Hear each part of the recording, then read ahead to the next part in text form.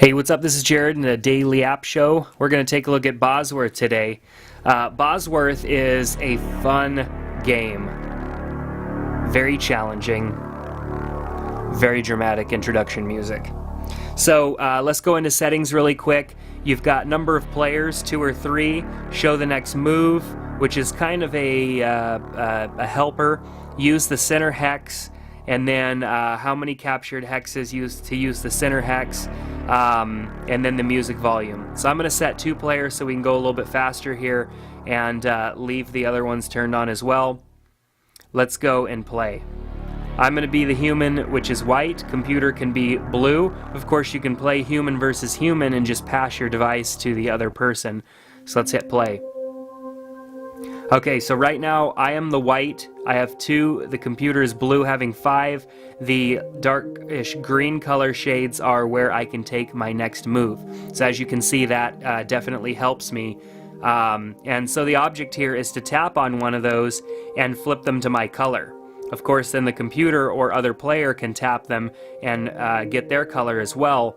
The object is that once every single tile is not gray anymore, but one of these 2 colors, or 3 if you're playing 3-player, that you have the most colors. So right now it's 4-7. I'm losing. So earlier on in the game it goes back and forth a lot with the score, and then once it gets to the end, it gets really close. So I have no moves. So I skip a turn.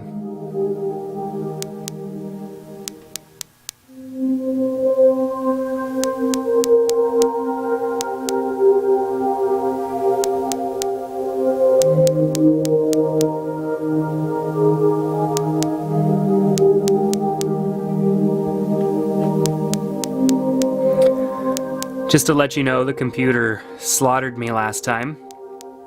I was about 3/4 of the way through the game, doing well, actually was ahead of the computer, and then the computer annihilated me. So this is a very challenging game, and it requires some thought. Thankfully you have as much time as you need to make your move, so I recommend figuring out which direction this is going to go when you tap on it, and counting the amount of tiles that it is going to flip, or the amount of hexes that it is going to flip. You can see now, because of the number that flipped over, I regained control of the center hex.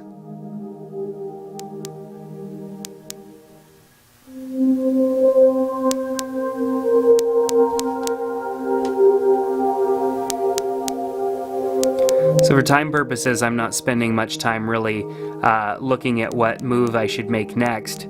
I should be choosing my moves more wisely because I am pretty far behind the computer right now. But I want to show you the ending here.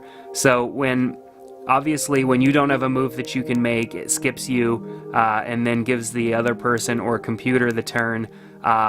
When it gets to the end, you have a lot less options for moves, especially if the only moves are near tiles or hexes that are already your color.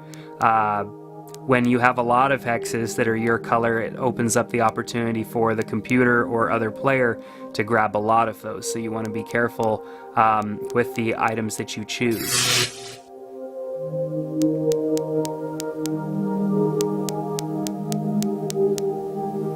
It's got very relaxing music for how stressful the game starts to get towards the end, when, especially when the score is really close.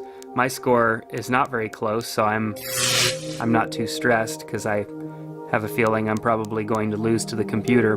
Computer tends to be pretty good, being that I have yet to beat him. I've started out strong but haven't really finished strong. So this could be a really fun game if you have 2 other friends to play, as of course you could be taking turns playing off the same device. Playing up to 3 people could really get this game challenging. Of course, you've got 3 colors of tiles instead of 2 when you are playing 3-player.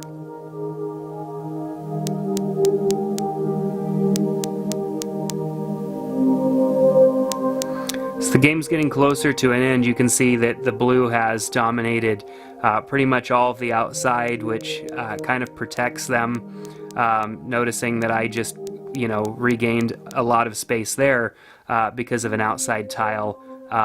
But at the same time, if I have another outside tile left opened, it also leaves me vulnerable. So I have no moves. It skipped my turn. I have no moves again.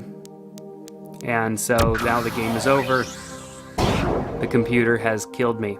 So I can hit no, play another game, or hit yes if I want to quit and go back and start another game. Just to show you really quick what a 3-player mode looks like, let's hit play and go in and turn computer on for all of them. So now we have red in addition to the other colors, which makes the game a little bit more challenging. The arrow over here indicating whose turn it is.